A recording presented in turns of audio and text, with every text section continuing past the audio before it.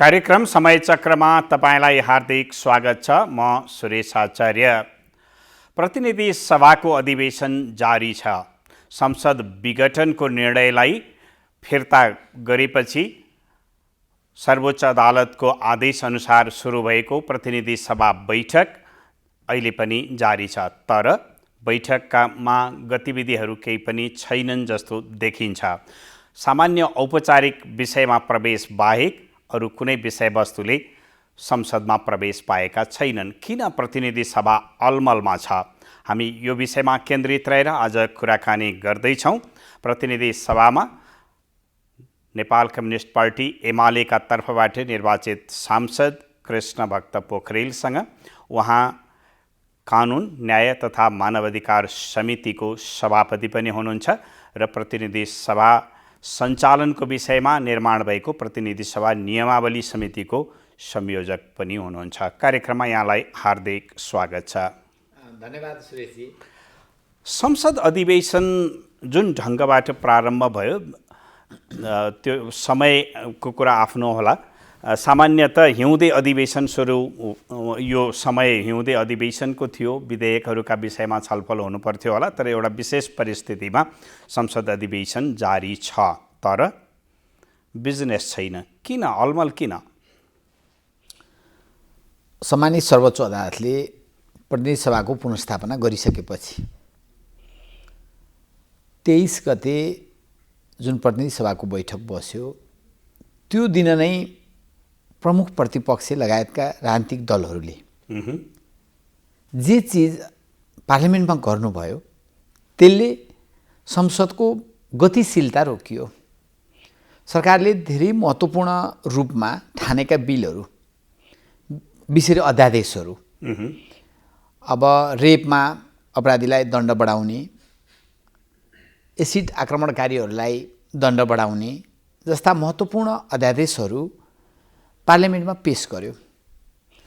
तर प्रमुख प्रतिपक्षले त्यो पेशै गर्न नदिने वातावरण बनायो र सामान्य सभामुखजीले पनि अब ज्ञान वा अज्ञान, म अहिले अज्ञान भन्दिनँ, तर उहाँले पनि एउटा संविधानमा भएको प्रबन्धलाई ख्याल पुर्याउनु भएन। त्यो भनेको हामीले नेपालको अहिलेको जो हाम्रो संविधान छ त्यो संविधानले सरकारले जारी गर्ने अध्यादेशहरू सरकारले मन परेको समयमा पेश गर्ने होइन। संसद बसेको पहिलो बैठकमा नै प्रस्तुत गर्नुपर्छ भनेर संविधानमा लेखिया छ र सरकार त्यो प्रस्तुत गर्न तयार भएर गयो। तर अब त्यहाँ चाहिँ ओइलमै गएर अगाडि नै गएर रोस्टममै गएर अब नेपाली कङ्ग्रेस लगायतको प्रतिपक्षहरूले चाहिँ नाराबाजी गर्नुभयो र सामान्य सभामुखजीले त्यो प्रस्तुत गर्नलाई जो समय दिनुपर्थ्यो त्यो नदिकन बैठक स्थगित गरिदिनु भयो। त्यसले स्वाभाविक रूपमा पार्लियामेन्ट प्रति जे आशा गरेको, पार्लियामेन्टले जे गर्नुपर्ने हो, कर्तव्य गर्नुपर्ने हो, त्यो गतिशीलतातर्फ त्यहीँबाट अवरुद्ध भयो र अनि ती अध्यादेशहरू अब को अवस्था के हुने? सामान्य सभामुखजीलाई लागेछ कि नियम निलम्बन गरेर हुन्छ कि नियममा भएको प्रबन्ध हो कि भन्ने ठान्नु भएछ। तर नियमको प्रबन्ध नै हो, नियममा पनि छ, तर संविधानमै भएको प्रबन्ध त कि त संविधान संशोधन गर्नु पर्यो, न त त्यस्ता धेरै महत्त्वपूर्ण, ठिक छ, प्रमुख प्रतिपक्षको संवैधानिक नियुक्ति सम्बन्धका अध्यादेशमा परिषदको नियुक्ति सम्बन्धमा चाहिँ उहाँहरूको केही विमति थियो होला, विमति राख्ने एउटा तरिका हुन्थ्यो होला। तर गएर जबरजस्ती त्यो पार्लियामेन्टै चल्न नदिने कुरा हामी जनताले नै लडेर चाहिँ पार्लियामेन्ट जगाउने अनि पार्लियामेन्ट गतिशील ढङ्गबाट अगाडि बढ्ने बेलामा बाधा अवरोध गर्ने कुराले सरकारले गर्न खोजेको, सरकारले दिन खोजेको बिजनेस पनि के भयो? पार्लियामेन्टले ग्रहण गरेन, नम्बर 1। अब नम्बर 2, अहिले पनि पार्लियामेन्टका समितिहरूमा बिलहरू छ, विधेयकहरू छ। हामी सभापतिहरूको बैठक पनि सामान्य सभामुखजीले राख्नुभयो कसरी पार्लियामेन्टलाई गतिशील बनाउने भनेर। मैले त्यहाँ भने कि केही बिजनेस आफै पनि प्रड्युस गर्न सकिन्छ हामीले समितिले। जस्तो मेरो समितिमा अहिले मैले के प्रड्युस गरेको छु भने कि जातीय विभेद सम्बन्धी ऐन 10 वर्ष पुरानो भएछ, तर व्यवहारमा त्यति उपयोग देखिएन, प्रयोगशाली देखिएन कि यो बीचमा 17 जना मान्छे जातकै कारणले मृत्युवरण गर्नु पर्यो। त्यसमा 10-12 त अन्तर्जातीय विवाह कारणले, आफूभन्दा माथिल्लो जातिसँग यसले बिहे गर्यो भनेका कारणले मृत्युवरण गर्नु पर्यो। त्यो परिस्थिति किन हाम्रो कानुन चाहिँ क्रियाशील हुन सकेन त? त्यो वर्ग समुदाय के भन्छ त? चलेका मुद्दाहरू पनि धेरैजसो असफलता किन भइरहेको छ त? मोर देन 60% मुद्दा चाहिँ असफलता छ, जातीय विभेद सम्बन्धी मुद्दाहरू। यो परिस्थिति किन निर्माण भएको छ? पुलिसमा जाहेरी आज पनि दर्ता हुन गाह्रो छ। तँलाई कामी भनेको त्यति हो, भइहाल्यो नि त, माफी मागेर मिलेर गइहाले हुन्छ नि भन्ने जो प्रकृति देखा परेको छ, त्यस्ता चिजहरूलाई कसरी नियन्त्रण गर्न सक्ला, कसरी रोक्न सकेला भनेर हामीले चाहिँ पोस्ट अडिट, नेपालको पार्लियामेन्ट्री हिस्ट्रीमा पोस्ट अडिटको काम चाहिँ हामीले गर्न सुरु गरेको भनेको पार्लियामेन्टले आफैले बिजनेस दिन सक्छ भन्न खोज्नु भएको तपाईले एक्जाम्पलको हिसाबमा। केही समितिहरूले चाहिँ केही निकाल्न सक्छ। एक दोस्रो विधेयकहरू छन्, जस्तो मेरो समितिको हकमा कुरा गर्नुहुन्छ भने म कहाँ चाहिँ एउटा पनि विधेयक बाँकी छैन। झन्डै 170-80वटा जति पनि सरकारले पठाएका विधेयकहरू केही ऐन संशोधनका माध्यमबाट थियो। सुरेशजी, म खुसीका साथ यहाँलाई भन्छु, एउटामा पनि अल्पमत बहुमत भएर होइन। नेपालको पार्लियामेन्ट्री हिस्ट्रीमा खालि यिनीहरू त झगडा गर्छन् भन्ने कुरा जो छ नि, हामीले जनताका बिचमा बुझाउन नि सकेका छैनौँ कि हामीले टोटलमै कुरा गर्नुहुन्छ भने 95% बिलहरू सहमतिमै हुन्छ। त्यसमा पनि मेरो समितिको कुरा गर्दा 100%मा सहमति गरेर हामीले पार्लियामेन्टमा प्रस्तुत गरेको हो। त्यसकारण आज पनि 20-22वटा जो विधेयकहरू विभिन्न समितिमा छन्, त्यसमा मन्त्रीजीहरूसँग बसेर सल्लाह गरेर त्यो तयार गर्ने। तर अब एउटा समस्या कहाँनिर छ भने हामीले मात्रै बिल पास गरेर त हुँदैन, त्यो त फेरि राष्ट्रिय सभा पनि हुनुपर्छ। त्यसकारण कम्तीमा प्रतिनिधि सभाको कर्तव्य हामी यो पटक पुरा गरौँ। अब बर्खे अधिवेशन आउन थालिहालेको छ। त्यो बर्खे अधिवेशनमा प्रतिनिधि सभा र राष्ट्रिय सभाको संयुक्त बैठकका बेला प्रतिनिधि सभातर्फको दायित्व हामीले पुरा गर्न सक्यौँ भने चाहिँ राष्ट्रिय सभामा पठाएर चाँडै नै, जस्तो नाइट टाइम धेरै महत्त्वपूर्ण चाहिँ हामीले प्रतिनिधि सभाले चाहिँ समितिले पास गरेर पठाएको छ होइन, त्यस्ता विषयहरू चाहिँ हामीले यो हाउसले गर्न सक्ने चिज अगाडि बढाउँ। सरकारले यदि बिजनेस दिएन कि भन्ने कुरा हो भने त सरकारले बिजनेस नदिने भए त त्यो अध्यादेश पहिलो दिन अगाडि जबरजस्ती गएर पनि टेबुलिङ गर्ने प्रयास गरे हो नि। एउटा त जबरजस्ती पनि टेबलिङ भयो, तर त्यसपछि सामान्य सभामुखजीले नै रुलिङ गरेर बैठक स्थगन भयो भनिसकेपछि टेबुलै गर्ने अवस्था बन्न गएन। अब अध्यादेशको तपाईँले भन्नुभयो नि यो संविधानको व्यवस्था हो, प्रतिनिधि सभाको बैठक बसेको पहिलो दिन नै अध्यादेश प्रस्तुत हुनुपर्छ, भएन। यसको अब स्ट्याटस के हुन्छ? होइन, यो त अब कस्तो हुन्छ भने जो तोकिएको समयभित्र संसद बसेको यति दिनभित्र 30 दिनभित्र चाहिँ यो चाहिँ पास फेलको कुरा जो कुरा हुन्छ भन्ने कुरा छ। अब त्यसमा जब संसदमा टेबुलै नभएपछि यो निश्चित समयपछि यो मर्छ र फेरि सरकारले अर्को ल्याउनु पर्ने बाध्यता बन्छ। यो चिज पार्लियामेन्ट्री हिस्ट्रीमा धेरै ठुलो भुल भएको छ। त्यसकारण प्रारम्भमै कस्तो भयो भने मुठभेडतर्फ गयो कि यो पार्लियामेन्ट त मुठभेडतर्फ नगएर सम्मानित सर्वोच्च अदालतले पार्लियामेन्टको अरू सबै कर्तव्य निर्वाह गर, जनताको प्रतिनिधिमूलक थलो ढुक्क चाले काम गर भनेर बिउताइ दिइसकेपछि पहिलो दिन झगडा गर्ने विषय थिएन कि। पहिलो दिन त नेताहरूले खुसीका साथ बोल्ने होइन, त्यहाँ चाहिँ पार्लियामेन्ट आयो अब मिलेर जाउँ। सधैँ झगडा एउटा खास अवस्थामा खास मुद्दाहरूमा झगडा हुन्छ, तर स्थायी झगडा जस्तो त्यति महत्त्वपूर्ण अध्यादेशको बारेमा महत्त्वै नबुझिकन मलाई लाग्छ कि नेपाली कङ्ग्रेस लगायतका दलहरूले संविधान पढ्दै पढ्नु भएन होला भन्ने लाग्दैन। तर संविधानले तोकेको जुन संविधान हामी लेखेको हो, नेपाली काङ्ग्रेस हामी मिलेर लेखेको हो, म पनि एउटा मस्यौदाकार मध्येको हो संविधानको, अनि त्यो लेखेको कुरा नेपाली कङ्ग्रेसलाई थाहा थिएन होला त, अनि अध्यादेशै ल्याउन नदिने त, नाराबाजी गर्ने त। त्यस कारणले अनि के भयो भने सरकारले चाहिँ अब कुनै पनि बिल दिँदाखेरि पनि यस्तै अवस्था होला भनेर सरकारको सामान्यतः एउटा प्रतिपक्षले सरकारले ल्याएको अध्यादेश अथवा इभन बिल नै पनि विधेयक नै पनि जुन ढङ्गबाट एउटा स्पिरिट साथ एउटा संवैधानिक मूल्य मान्यताका साथ अगाडि बढ्नु पर्थ्यो, बढेन भने विरोध त गर्छ नि होइन? होइन, त्यसमा विरोध गर्न पाउने कुरा थियो, तर अगाडि रोस्टममै गएर नाराबाजी गर्यो। रोस्टममा गएर नाराबाजी गरे पनि सम्मान्यजीले त्यो मन्त्रीजी अगाडि गइसक्नु भएको थियो, त्यो प्रस्तुत गर्ने मौका दिनु पर्थ्यो। तर उहाँले पनि त्यो कुरालाई अब भोलि मिलिहाल्ला अर्को दिन गरे पनि भन्ने ठान्नुभयो, तर संविधानमा त्यो ठाउँ थिएन। त्यसकारण त्यो अध्यादेशहरू के भयो भन्दाखेरि पास नहुने अवस्थामा पुग्यो। त्यो भनेको त नेपालको पार्लियामेन्ट्री हिस्ट्रीमा पनि राम्रो भएन र हामीले खोजेको कानुन जो एसिड पीडितहरू एउटा चाहिँ खुसी छाएको थियो, बलात्कारका अपराधीहरूलाई चाहिँ दण्ड बढाउने कुरा थियो, यस्तो चिज त जान सकेन नि। तर प्रश्न अब त त्यहाँभन्दा पनि प्रतिपक्षको चासो चाहिँ संवैधानिक परिषद सम्बन्धी अध्यादेशमा थियो, जसका कारणबाट नियुक्तिहरू भइसकेका छन्।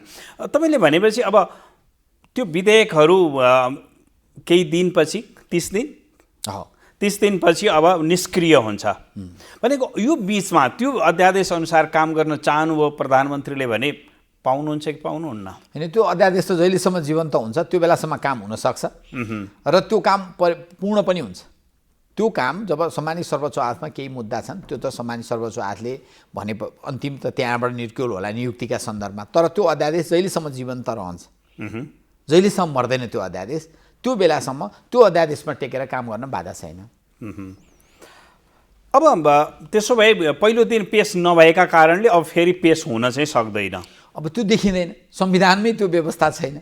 संविधानमा पहिलो दिनै पेस गर्नुपर्ने भन्ने कुरा भइसकेपछि अब त्यो त दोस्रो दिन तेस्रो दिन अथवा 10 दिनको दिन हामीले फेरि यो त जानी बुझिकन सरकारले यसमा डिले नगरोस्। सरकारले ल्याएको पहिलो कुरो सामान्यतया अध्यादेश ल्याउने चिज होइन, तर विशिष्ट परिस्थिति परेर सरकारले ल्याउन सक्छ। जस्तो जापानमा भन्नुहुन्छ भने अध्यादेशको प्रबन्धै छैन, तर नेपाल लगायतका अरू धेरै डेमोक्रेटिक देशमा अध्यादेशको प्रबन्ध छ र त्यो अध्यादेश ल्याइसकेपछि सरकारले ढिलो नगरोस्। आफ्नो जनताको सार्वभौम प्रतिनिधि संसद बसेकै दिन सरकारले त्यो पेस गर्नुपर्छ है भनेर हामीले लेख्ने, जनप्रतिनिधिले त्यस ढङ्गबाट चाहिँ सरकारलाई बन्धनमा राखेको हो यो कुरा त। तर सरकारलाई बन्धनमा राखेको कुरा सरकारले गर्न खोज्दाखेरि चाहिँ विरोध गर्ने, ठिक छ, विरोधको त अरू विभिन्न उपाय थिए नि। भोलि विरोधको सूचना दिने, यो अध्यादेश फिर्ता लिनुपर्छ भनेर विरोधको सूचना दिन पाइन्थ्यो, नम्बर 1। नम्बर 2 संशोधनका विभिन्न उपायहरू थिए, ती सबै उपाय थिए नि। ती उपाय अवलम्बन नगरिकन कांग्रेस पनि रोस्टमा र अर्को प्रतिपक्ष पनि मधेसवादीहरू रोस्टमा जानुभयो, नाराबाजी गर्नुभयो। नाराबाजी भयो ठिकै छ, त्यो कुरा चाहिँ सामान्य सभामुखजीले चाहिँ के गर्नु पर्थ्यो भने नाराबाजी नै भए पनि त्यो प्रस्तुत गर्ने मौका दिनु पर्यो। भनेको सभामुखको भूमिकामाथि प्रश्न गर्न चाहनुभयो तपाईँले? होइन, मैले अब उहाँले नियतवश यो गर्नुभयो भनेर म ठ्याक्कै भन्न सक्दिनँ, तर अन्जानवश वा जे भए पनि त्रुटि भयो, म त्यो चाहिँ भन्न सक्छु। अहिले जुन शून्यता जस्तो देखिएको छ प्रतिनिधि सभामा, के यो अङ्कगणितसँग जोडिएको हो संसदको? होइन, अहिलेसम्म त नेकपा एमालेको जुन सरकार छ अङ्कगणितीय हिसाबबाट कुनै च्यालेन्ज छैन, म त त्यो भन्छु। किनभने माओवादीले फिर्ता लिएको छैन, नेकपा एमाले र माओवादी हुँदा ढुक्कैसँग बहुमत छ, अनि मधेसवादी दलहरूको पनि सामान्य प्रधानमन्त्री केपी शर्मा ओलीलाई सहयोग गर्ने भन्ने करिब करिब आधाभन्दा बढी सदस्यहरूको चाहिँ त्यो दृष्टिकोण देख्छु मैले। संसदीय दलमा मेजोरिटी चाहिँ छ भन्ने लाग्दछ। त्यस्तो हुँदा यो सरकारलाई अङ्कगणितको पीडा होइन, तर अब कस्तो भयो भने आफ्नै दलहरूभित्र पनि जो वाद विवाद आदि इत्यादि छ यसको एउटा सेटलमेन्ट गरेर अनि पार्लियामेन्टलाई गतिशील बनाउन पाए राम्रो हुन्थ्यो भन्ने पर्या होला। तर पार्लियामेन्टको आफ्नो बिजनेस हो नि, त्यो बिजनेस सरकारबाट दिइएका बिजनेस जति छ एउटा त्यो पुरा गरौँ। अब धेरै चल्ने पनि होइन, यस अगाडिका जो बिजनेस आएका छन् र केही हामी आफै पनि जस्तो सङ्कल्प प्रस्ताव, ध्यानाकर्षण प्रस्ताव जस्ता प्रस्तावहरू त पार्लियामेन्ट इट्सेल्फ बिजनेस क्रिएट गर्ने प्रस्तावहरू नि, ती प्रस्तावहरूलाई अगाडि बढाउने। प्रतिपक्षले पनि केही सङ्कल्प प्रस्तावहरू राखेको छ हो, ती चिजलाई रोक्नुपर्ने केही जरुरी छैन। किन बैठक चलिराखेको छैन? होइन, यो बिचमा त अब अलिकति होलीसोली पनि भयो होइन, शून्य समय पनि प्रारम्भ भएको छ होइन। शून्य समयमा जनताका विभिन्न जनप्रतिनिधिहरूले पीडा मर्काहरूलाई बताउने, संसदमा गर्ने, त्यसमा सरकार जवाबदेही हुने केही चिज सुरुवात भयो। तर अब सत्तारूढ पार्टी वा प्रमुख प्रतिपक्ष जसले राखे पनि सङ्कल्प प्रस्तावहरूले पार्लियामेन्टले क्रिएट गर्ने जे बिजनेस हुनसक्छ त्यो बिजनेस अगाडि बढाउँ। त्यस बिचमा मलाई लाग्छ अब छिटै दुईटै अधिवेशन डाक्ने, हिउँदे अधिवेशन बर्खे अधिवेशन डाक्ने अवस्था बन्छ र अनि बाँकी काम हामी गर्न सक्छौँ। अहिले जो पार्लियामेन्टमा बिजनेस छ, विधेयकहरू छन् समितिहरूमा, त्यो काम चाहिँ कम्प्लिट गरेर हामीले पेस गर्न सकियो भने यो अवधि 8-10 दिन 15 दिन कति हो चल्ने, त्यतिभित्र चाहिँ यी कामहरू सकिन्छ भन्ने लाग्दछ मलाई। तपाईँले भन्नुभयो संसदमा अङ्कगणितको खेल छैन, प्रष्टै छ, तर हिजो नेकपा एक भएको थियो, 64% बहुमत नेकपाको थियो। अदालतको फैसलापछि फेरि नेकपा 2टा भयो र तपाईँले पनि अलिकति सङ्केत गर्नुभयो नेकपा एमाले भित्रको अन्तर्द्वन्द्व पनि जारी छ।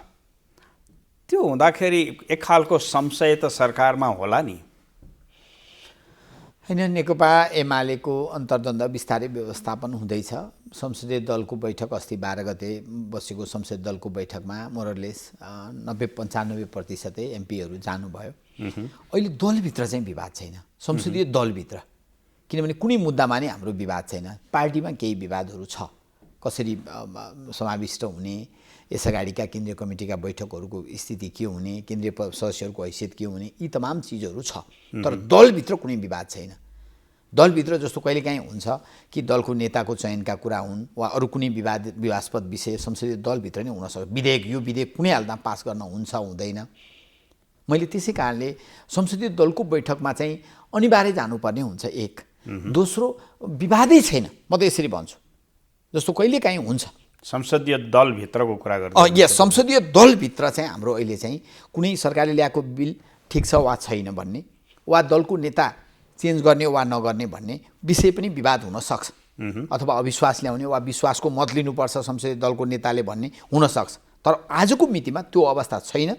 संसदीय दलमा ढुक्कैसँग सामान्य प्रधानमन्त्री केपी शर्मा ओलीको पक्षमा मेजोरिटी पनि छ र अर्को पक्षले पनि उहाँलाई केपी शर्मा ओलीलाई संसदीय दलको नेताबाट हटाउने वा आदि इत्यादि भन्ने कुनै कुरा पनि छैन। खालि पार्टीका घटनाक्रमले केही न केही प्रतिबिम्बित हुन्छ कि भन्ने ठान्ने कुरा त यहाँहरूले पाउनै भयो। तर मैले चाहिँ संसदीय दलभित्र चाहिँ त्यस्तो समस्या नेकपा एमाले भित्र देख्दिनँ। अब जहाँसम्म माओवादी केन्द्रले ढ्याक्कै निर्णय गर्यो कि हाम्रो विश्वास छैन भन्ने अवस्था बन्यो भने त अब हामीले सङ्ख्या गणित बल्ल त्यति बेला गणितको बारेमा सोच्ने हो। आजको मितिमा हामीले गणितको बारेमा सोच्नुपर्ने अवस्था छैन। जस्तो एउटा प्रसङ्ग ल्याउनु भयो तपाईँले, विश्वासको मत लिने वा नलिने भन्ने, एमालेभित्र विवाद होला वा नहोला, तर जति बेला नेकपा कायमै थियो 76 को 1 अनुसारको सरकार हो भनेर, त्यो पछि पनि रूपान्तरणै भएको हो। 76 2बाट बन्यो, 1 मा रूपान्तरण भयो। अहिले पार्टी विभाजन भइसकेपछि त 2 अनुसार बन्यो।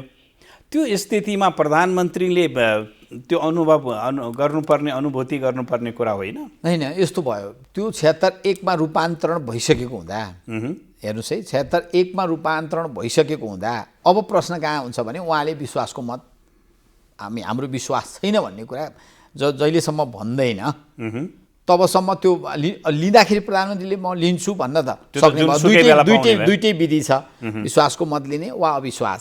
प्रधानमन्त्रीले के भन्नुभयो भन्दा म विश्वास छु, मलाई विश्वास छ, होइन कसैले चाहिँ अविश्वास ल्याउन चाहन्छ भने म अविश्वास पनि फेस गर्छु भनेर डटेरै भन्नुभएको छ प्रधानमन्त्रीले, सम्मान्यजीले।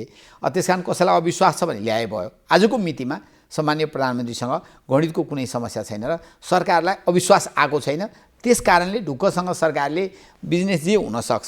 अब खालि प्रश्न कहाँ आयो भने दिएको बिजनेस पनि पार्लियामेन्टले चाहिँ राम्रोसँग गर्दैन कि भन्ने कतै आशंका हो भने हिजोको बसाइले अब केही मेटियो होला सभामुखसँग, या सामान्य प्रधानमन्त्रीजी र सामान्य सभामुखजीको यस्तो बसाइ फ्रिक्वेन्टली हुनुपर्छ के। यो बिचमा अब त्यो त लुकाएर मैले लुक्ने कुरा छैन। हाम्रो बिचमा धेरै नै ग्याप भएकै हो, संवादहीनताको स्थिति रह्यो, असमझदारी बढेकै हो। त्यसलाई सामान्य प्रधानमन्त्रीले चाहिँ अगाडि बढाउन खोज्नु भएको बुझेको छु र अब 18 गतेको पार्लियामेन्ट पछि केही अगाडि गतिशीलता बढ्ला कि भन्ने आशा गर्न सकिन्छ। अब यो प्रधानमन्त्रीको विश्वास वा अविश्वासको सन्दर्भमै प्रधानमन्त्रीले संसद विघटन गर्नुभयो। सर्वोच्च अदालतले संसद पुनर्स्थापित गरिदियो, तिमीले संविधान अनुसारको काम गरेनौ भन्यो। त्यो स्थितिमा प्रधानमन्त्रीमाथि नैतिक प्रश्न आउँछ र प्रधानमन्त्रीले राजीनामा गर्नुहुन्छ भन्ने अपेक्षा गरेको देखिन्थ्यो। गर्नु भएन, आवश्यक थिएन र गर्नु भएन, अथवा संविधानले उहाँलाई यो कुराको सुनिश्चितता गरिदिएको छ, तपाईँ निरन्तरता पाउन सक्नुहुन्छ। होइन, विशेषरी अब सामान्य प्रधानमन्त्री केपी शर्मा ओली भन्दा पनि पार्टी ठुलो भयो। पार्टी नेकपा एमालेको तत्कालीन संसदीय दलको बैठक पनि बसेर सामान्य प्रधानमन्त्रीले राजीनामा नदिने, कसैले अविश्वास ल्याउँछ भने फेस गर्ने भन्ने लाइनबाट पार्टीले निर्णय गर्यो। अब पार्टीको नेता भएको नाताले त्योलाई उहाँले कार्यान्वयन गर्नुभयो होला, होइन। त्यो दुईटै पाटो थियो, त्यसमा अन्यथा भन्न सकिन्न, होइन। उहाँले विश्वासको मत लिने, होइन, त्यो पनि जान सकिन्थ्यो, वा म ठिक छ म रिजाइन गर्छु भन्ने कुरा उहाँको कुरा भयो। तर किन रिजाइन गर्ने? रिजाइन गरेर वैकल्पिक सरकारको कुनै सम्भावना छैन र पार्लियामेन्ट झन् जिउँदो जाग्दो होस् भनेर पठाएको अवस्थामा मैले छोड्नुको अर्थ झन् चाहिँ पार्लियामेन्ट लथालिङ्ग हुन्छ र कहीँ न कहीँ मध्यावधिमा नजाने भन्ने, यदि सामान्य सर्वोच्च अदालतको कम्तीमा समयावधिभित्र आवधिक निर्वाचन होस् भन्ने आशय हो भने त म बस्दा नै त्यो सम्भावना छ। म बाहेक अर्कोबाट अहिले चाहिँ वैकल्पिक सरकारको सम्भावना छैन भने यस्तो अवस्थामा मैले कन्टिन्यू गर्नुपर्छ र पार्टीले पनि तपाईँले यसमा कन्टिन्यू गर्नुपर्छ भन्ने एउटा निर्णयका कारणले पनि उहाँले त्यो बाटो रोज्नु भएन। जस्तो वैकल्पिक सरकारको कुरा गर्नुभयो यहाँले, वैकल्पिक सरकार उहाँले बन्दैन भन्ने मान्यतामा भङ्ग गरेँ भन्नुभएको थियो। अब अहिले जुन खालको परिस्थिति संसदमा देखा परिराखेको छ, जसले विश्वास छैन भन्ने सोचिराखेको छ उसले अविश्वासको प्रस्ताव दर्ता गर्न सकिराखेको छैन। प्रधानमन्त्रीले विश्वासको मत लिन आवश्यक ठानिराख्नु भएको छैन। त्यहाँ वैकल्पिक सरकार, यो सरकारको निरन्तरताको सम्भावना रहेर भएको हो अथवा वैकल्पिक सरकारको सम्भावना नदेखेर भइराखेको छ? मैले आजकै मितिमा हेर्दा वैकल्पिक सरकार देशको सम्भावना देख्दिनँ। जस्तो सामान्यतः 3टा पार्टी मिल्यो भने वैकल्पिक सरकार बन्छ भन्ने छ नि त अङ्कगणित। तर राष्ट्रिय जनता समाजवादी पार्टी अहिले वैकल्पिक सरकारको पक्षमा देखिन्न। सामान्य केपी शर्मा ओलीसँगै मिलेर हाम्रा मुद्दाहरू सम्बोधन गर्न पाए हुन्थ्यो, दिने लिने हामी ढ्याक्कै यहाँ छौँ। अर्को पक्षले हाम्रा मुद्दाहरू सम्बोधन पनि गर्न सक्दैन, त्यो विश्वास हामीलाई दिलाएको पनि छैन भन्ने कुरा मैले सुन्छु। नत्र भने गणितको हिसाबबाट त 3टा पार्टी ढ्याक्कै निर्णय हुँदाखेरि गणित पुग्छ, उहाँहरूसँग गणित पुग्छ। तर त्यो गणित आजको मितिमा बन्न सकेको छैन। मुद्दाले हो फेरि गणित निर्धारण हुने। त्यो मुद्दा सामान्य सभा हाम्रो प्रधानमन्त्रीले नै त्यो मुद्दालाई सम्बोधन गरेर मधेसको पार्टीहरूको बिचमा आज सामान्य प्रधानमन्त्री केपी शर्मा ओलीलाई हटाउनुपर्छ भन्ने अविश्वासमा जाने परिस्थिति निर्माण हुँदैन होला भन्ने मलाई लाग्दछ। तपाईँले अघि भन्नुभयो भने जसपाभित्र आधा आधी सरकारको पक्षमा देखा पर्दैछ। तर फेरि एउटा अर्को जटिलता छ नि, पार्टी विभाजन नभइकन त समर्थन दिने कुरा त जटिल होला। आधीले दिने आधीले नदिने भन्ने कुराले त समस्या ल्याउला नि। त्यसमा संसदीय दलभित्र एब्सोल्युट मेजोरिटी छ मैले बुझेको चाहिँ कि मेजोरिटीको प्रश्न हो। दलीय सिस्टममा त बहुमतको कुरा हो। बहुमत पक्ष चाहिँ महन्तजीहरूसँग छ र उहाँहरू चाहिँ अहिले केपी शर्मा ओलीको सरकारको वैकल्पिक सरकारमा नजाने, यसैसँग बसेर आफ्ना केही मुद्दाहरू सम्बोधन गराउने भन्ने लाइनमा भइसकेपछि त ब्रेक गर्नु पर्यो कि त यो सरकारलाई ढाल्नको लागि।